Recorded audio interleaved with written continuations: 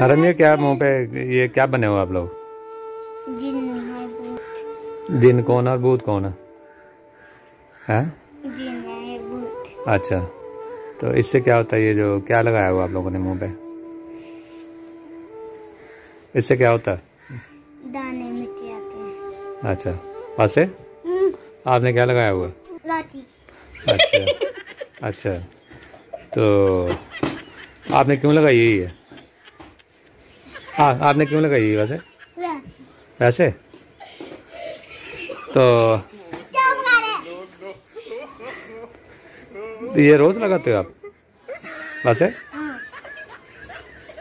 कितनी देर बाद साफ करना मुंह? सुबह करना दोनों? सुबह तक लगा के रखनी है? ठीक है। तो आपको हंसी क्यों आ रही है? हैं? हंसी क्यों आ रही है आपको?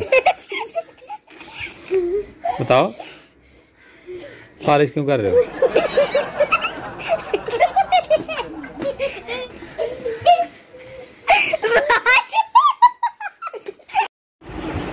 क्या होती है वो?